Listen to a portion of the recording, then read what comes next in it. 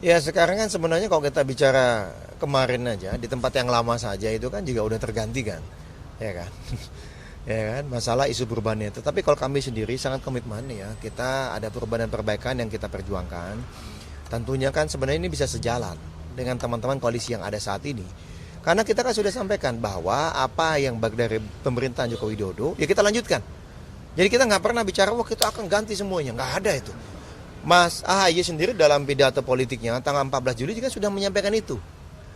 Apa yang baik kita lanjutkan. Nah, kami mengapa ingin memperjuangkan perubahan dan perbaikan? Karena menurut kami ada yang masih kita ubah, masih kita perbaiki sehingga masyarakat, sehingga rakyat bisa mendapatkan manfaat yang lebih optimal. Ya menurut kami semangatnya sama juga nih dengan teman-teman koalisi yang saat ini ada, menyampaikan kepada kami, semangatnya serupa ternyata. Ya, kita lihat, kita cermati mana nih yang pas. Gitu, mana pas, mana yang lebih sejalan. Karena kami kan berdasarkan gagasan, ada prinsip, ada ide, yang nilai-nilai. Mana yang sejalan, itulah yang kita akan ambil. Yang pasti tentu kami sangat berharap ke depannya teman koalisi kami adalah apa yang disampaikan di depan, itulah yang akan dilaksanakan juga ke depannya kan begitu. Karena kami sudah menunjukkan komitmen, Demokrat jelas punya komitmen luar biasa. Ya, tempat yang sebelumnya ya dengan si mantan ya, luar biasa komitmen kami, tidak ada selingkuh sedikit pun, tidak ada geser-geser sedikit pun, tidak bergeming, bahkan kader-kader kami seluruh Indonesia melakukan pembelaan yang luar biasa dalam setiap aktivitas, kan begitu, ya kan, mau di media sosial, di layar kaca, maupun di media-media mainstream, maupun di orang-orang publik, diskusi-diskusi dan juga di grup percakapan. Nah inilah tentu menjadi daya tarik bagi koalisi manapun, bagi kerjasama manapun, bagi capres manapun, melihat Demokrat. Karena kekuatannya ada pemimpin Mas AHY yang sangat berjiwa besar, jiwa satria, lapang dada bisa memberikan maaf dan mengajak kami semua kadernya untuk move on. Dan kami juga memiliki kekuatan tadi. Kader yang terbukti sangat-sangat menjadi sahabat yang sangat militan, sangat setia. Nah ini kan menjadi kekuatan tertentu ini. Pada saat pertarungan nanti di Pilpres yang mungkin bisa jadi ditentukan pertarungannya sangat tipis gitu. Iya kan? Nah, kekuatan ini, soliditas ya, solidaritas, kekompakan dan kebersamaan di kami inilah akan menjadi value yang kami bisa tawarkan tentunya. Gitu. Tapi semangat yang dipunyai Demokrat saat ini lebih condongnya kemana, ke kubu yang mana sekarang? Apakah sudah ada suara-suara dari DPD bahwa tampaknya kecenderungannya ke kubu yang A, ke kubu yang B begitu? Ya masih variatif ya, ada daerah yang sampaikan bahwa Pak kami kalau dengan dapil sejalannya ini nih gitu. Oh kalau yang ini. Tapi tetap semua komitmennya satu, bahwa apapun yang diputuskan oleh Mas AHY, apapun yang nanti kemudian diresmikan keputusannya oleh Majelis Tinggi Partai, itulah yang akan mereka laksanakan di lapangan. Karena mereka percaya betul ya keputusan apapun yang diambil oleh DPP, oleh Mas AHY itu adalah keputusan yang terbaik. Dan mereka membuktikan itu. Kami masih ingat di lapangan ini 7 Oktober ada mantan yang sebelum ini kami dukung datang ke sini, kita sambut dengan luar biasa, jalanan sampai penuh di depan ini. Sampai ada kemacetan berkilo-kilo karena saking antusiasnya kami menunggu dan menanti. Kan begitu. Dan Mas AHY menyampaikan ini adalah pasukannya. Hari ini semua adalah pasukannya AHY, tapi per hari ini adalah pasukannya Mas juga. Yang si mantan ini boleh sampaikan sejak saat itu kita luar biasa. Bagaimana ini kekuatan kader-kader begitu mengikuti perintah komando dari Mas AHY, kita ikuti, kita percaya. Nah begitu beliau disakiti, beliau partai ini disakiti ya, kehormatan kami serasa diinjak-injak ya mohon maaf. Mas AHY menentukan dan mengarahkan kami kemanapun kami akan ikut. Kalau kecenderungannya berarti ke Ganjar atau ke Prabowo kalau sekarang? Kecenderungannya yang nama belakangnya ada Wo. Dua-duanya ada. Loh iya kan? Loh kan begitu. Iya kan? Bukan Pak Sandi Wo. Enggak gitu ya. Ini jangan dikutip nih. Wow, jangan. Tapi langsung untuk pertemuan hari ini tuh langsung akan ada keputusannya atau gimana? Enggak. Tentu ini kan keputusan yang tidak mudah. Kita kan harus benar-benar dalami, kita pertimbangkan berbagai aspek secara komprehensif, baik pertimbangan taktis maupun pertimbangan strategis. Kita tidak berbicara hanya nasib bangsa ini mengenai saat ini saja, tapi juga ke depannya. 5 tahun ke depan, bahkan 10 tahun ke depan. Nah inilah yang menjadi pertimbangan kami. Tapi bagaimanapun politik kami ada mengedepankan etika, mengedepankan moral politik, mengedepankan prinsip. Ya ada komitmen yang harus kita jaga. Dan ingat, maaf itu janganlah jadikan obat yang murah untuk mengingkari suatu komitmen. Nah gitu. Ini kok kami bahasanya. Jadi silakan kami juga terus menunggu masyarakat jika ada masukan-masukan, sampaikan saja masukan itu. Bisa melalui media sosial kami, bisa melalui kader-kader kami yang teman-teman temui di lapangan. Silakan, karena semua masukan itu akan kita ramu betul. Ya, kita tentu Mas Ahy ini dengan kebijakannya juga, beliau ingin langkah yang terbaik. Ya, buat masyarakat perubahan, buat rakyat Indonesia, buat bangsa dan negara ini. Nah, langkah itulah yang akan diambil nantinya. Berarti kemungkinannya untuk penetapan arah koalisi Demokrat berikutnya di Rapimnas, karena kabarnya kalau terakhir yang kami kutip dari pernyataannya Pak Benny Kaharman itu kan Rapimnas 13 sama 14 September, betul nggak? Begini, Itu gimana? kalau masalah Rapimnas ya itu nanti, ya kan, ada waktu. Tapi sebenarnya keputusan itu adalah dilakukan di MTP, Majelis Tinggi Partai. Nah, Rapimnas setahu kami akan dilaksanakan dalam beberapa minggu lagi, tetapi di situ tidak akan diambil keputusan, lebih kepada mungkin menyampaikan arahan-arahan ataupun masukan-masukan. Nah, biasanya begitu. Kalau di Rapimnas ada arahan-arahan dari pimpinan, lalu juga ada masukan-masukan. Bagaimana daerah merespon. Nah, tapi sebelum sampai ke sana, hari ini pun sebenarnya secara dalam skup yang lebih kecil, ketua-ketua setiap provinsi sudah dipanggil untuk memberikan masukan secara langsung. Nah, nantinya teman-teman ketua-ketua di tingkat kabupaten kota itu juga akan memberikan masukan. Apakah langsung datang, apakah tatap muka, ataukah misalnya di suatu forum di Rapimnas, itu juga akan kita tentukan. Gitu. Nanti akan ada. Karena ini kan bukan hal yang mudah ya gitu. Bagaimanapun semua gerak langkah ini kita ingin yang terbaik. Jadi arahnya bukan di momen Rapimnas tapi nanti tetap di tangan MTP berarti. Oh iya tentu, karena kan ADRT kita MTP. Mas Ahy ini kan ketua umum memang ditugaskan oleh MTP. Beliau juga wakil ketua MTP, mereka juga ditugaskan, kan gitu. Ya, ditugaskan untuk menggali informasi, menjalin komunikasi dengan semua pihak, lalu kemudian mendalaminya, ya, kemudian mempertimbangkannya secara matang-matang, lalu memberikan masukan kepada MTP. Langkah apa sebaiknya yang ditempuh, ke arah mana kita akan berkoalisi.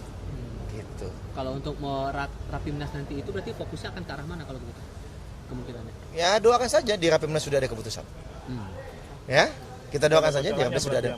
Hah? Di Rapimnas nanti akan ada bocorannya? Nggak pakai bocoran. Kalau kita terbuka, ya, kita sudah kemana, kita kemana. Kalau nanti perlu, bahkan bisa jadi kita sudah datang. Kan bisa jadi kan kita, atau sudah ketemu dengan salah satu calon dulu, misalnya gitu kan, itu bisa jadi. Banyak cara lah. Yang pasti semua cara yang beretika. Cara yang mengedepankan prinsip-prinsip kebersamaan. Bukan lain di muka, lain di belakang. Itu aja yang bisa saya sampaikan. Apakah nanti kan bisa nih calon presidennya datang ketemu kami, misal, ya kan? Atau kemudian kami mengunjungi, kan bisa saja. Atau misalnya ada deklarasi bersama misalnya dengan ketua-ketua parpol lain, kan bisa saja. Semuanya sangat terbuka. Satu hal yang pasti, Demokrat seperti halnya di tempat sebelumnya, kami tidak pernah mendorong-dorong apalagi memaksakan Mas Ahy sebagai cawapres. Tidak ada itu. Ya, nggak ada itu sama sekali. Jadi saya minta tolong buat yang telah mengingkari kesepakatan dengan kami, yang telah selingkuh, tolong jangan juga lah kami difitnah. Ya, cukup sudah membuat kami sakit hati, ya, membuat kami sakit, ya enggak? Cukup sudah menzolimi kami dengan pengkhianatan dan perselingkuhan. Jangan sakiti kami dengan memfitnah kami lagi, ya. Gitu. Dalam waktu terdekat apa Pak SBY akan bertemu lagi sama Pak Prabowo tentunya? Oh, kita lihat saja. Gitu. Apakah ketemu dengan Pak Prabowo, apakah bertemu dengan Ibu Mega? Ini kan hal yang sangat positif dan sangat baik. Karena beliau-beliau kan adalah tokoh-tokoh bangsa. Bu Mega misalnya, beliau adalah Presiden Republik Indonesia selama sekian lama kan memimpin negeri ini. Ya, lalu kemudian juga Pak SBY pernah memimpin negeri ini. Kan akan sangat baik bagaimana kedua tokoh bangsa ini bertemu, ya enggak? Kemudian memberikan gagasan-gagasan, masukan-masukannya kepada publik. Ini kan akan menjadi suatu momen yang bagus juga gitu. Ya kok begitu juga Pak SBY bertemu dengan Pak Prabowo. Ini kan juga momen yang bagus. Kita senang melihat bagaimana pemimpin kita guyup, ya kan? Terbuka, ya enggak? Di depan berbicara apa adanya terang-terangan, tidak sembunyi-sembunyi, ketemu 7 kali di belakang, kan begitu. Lalu mendadak geser ke tempat yang lain. Nah, kan begitu. Nah, ini lebih bagus ini menurut kami. Politik kita terbuka. Kita politik terang-terangan. Ya, tidak ada lain di depan, lain di belakang. Nah, ini. Jadi harapannya apa nih? Pak SBY bertemu Pak Prabowo atau Pak SBY bertemu Bu Mega? Nah, itu harapannya apa tuh, Bang? Tapi yang pasti Mas Ahy lah yang akan memimpin nanti proses koalisi ini. Ya, apakah nanti bertemu dengan tadi teman-teman PDIP, apakah nanti bertemu dengan teman-teman Gerindra, atau akan ada hal-hal yang lain? Nah, kita tunggu.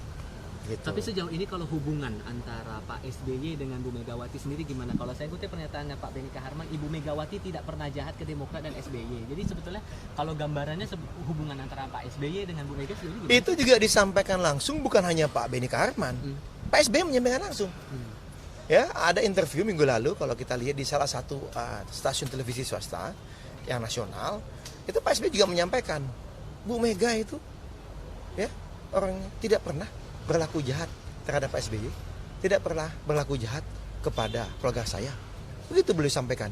Juga tidak ada perbedaan-perbedaan mendasar secara ideologis antara Ibu Mega dan Pak SBY. Loh ini kan jujur, ya kan ditanya kan, ya disampaikan. Nah inilah, apakah kemudian ini pertanda kami akan condong mengarapat ke sana? Oh, kalau saya tidak bisa sampai ke tahap itu, karena yang punya wewenang tentunya adalah Majelis Tinggi Partai, dan yang mengetahui langkah kami ke depannya, tentunya yang saat ini berinisiatif memimpin dalam proses koalisi atau kerjasama dengan siapapun adalah Mas Ahaye, gitu. Ya, kalau nanti ada arahan, ada perintah dari Mas Ahaye untuk menyampaikan ke publik, pasti saya akan sampaikan. Tetapi tenang saja, kejutan-kejutan atau hal-hal besar kita akan sampaikan dalam waktu dekat. Tapi kamu komunikasi terakhir setelah memutuskan untuk keluar dari KPP dengan PDIP terutama? Bukan, setelah tidak bersama lagi Iya, karena setelah tidak dihianati, bersama, iya, bukan oke. keluar. Oke, jadi apakah masih ada makin intensif komunikasi dengan PDI Perjuangan begitu? Kenapa mesti dengan PDIP Perjuangan aja? Karena fokusnya kan begitu. Kita kan semua kan sama. Dengan yang lainnya kita juga komunikasi. Kami ini komunikasinya baik dengan partai manapun, ya, mau di parlemen, mau di luar parlemen, mau formal maupun informal. Gitu ya, nggak perlulah merujuk ke salah satu, ini bisa aja ini. Ya kan, ya tapi komunikasi iya pasti ada, komunikasi pasti ada, hanya pada saatnya nantilah kami sampaikan. Toh kami saat ini kan sendirian, ya kan, tidak punya teman koalisi yang lain, jadi kan tidak perlu juga kami ungkap kemana-mana kami bertemu kan. Beda kalau kami saat ini lagi di koalisi mana, tentu kami akan menginformasikan kepada teman-teman koalisi seperti yang selama ini kami lakukan, gitu. Semua partai berarti sudah ada komunikasi setelah itu ya? Ya, malah teman-teman lah yang kemudian merespon, mengetahui situasi ini dan menyampaikan, ya tadilah, ya semacam simpati, termasuk ke saya ini. Ini teman-teman saya, tapi saya nggak mau lah, ini kan bukan momentumnya. Udahlah, kita mau move on. Ya, apa teksnya teman-teman itu? Kan udah gue bilang, udah saya bilang, setiap kali talk show kan, dari puluhan sampai ratusan talk show yang saya ikuti, teman-teman yang berseberangan sama ini ya, yang berada di koalisi berbeda sama ini kan saya menyampaikan, hati-hati Jak, nanti kamu ditinggal, nanti kamu dibohongi. Dari Oktober 2022 ada talk show seperti itu. Yang ngomong siapa? Beberapa teman partai lain. Ya, beberapa teman partai lain. Saya bilang enggak, ini orang baik. Ketemu kami bilang ini orang baik, kita harus dukung dia. Ya kok kejadian sekarang kayak gini ya udahlah. Mereka juga ngomong, kan udah gue bilang Jak, kan sudah saya bilang. Ya kan, emang pahit gitu. Kita dapat pelajaran berharga, tapi kami sudah move on. Ya, sudah move on. Ya, alhamdulillah kita sudah bergerak lah, maju ke depan. Itu tadi saya sampaikan, kami bersyukur. Kami punya ketua umum yang punya hati luar biasa, punya jiwa satria yang luar biasa, sangat pemaaf. Beliau bisa memaafkan orang yang mengkhianati dan menyakiti kita. Ini kan mengkhianati dan menyakiti partai, bukan hanya beliau. Dan beliau kemudian mengajak ayo kita move on. Dan beliau loh mengucapkan, mungkin beliau yang pertama mengucapkan secara terbuka, selamat kepada pasangan calon mantan ini, gitu, ya, gitu. Oke, makasih ya teman-teman ya.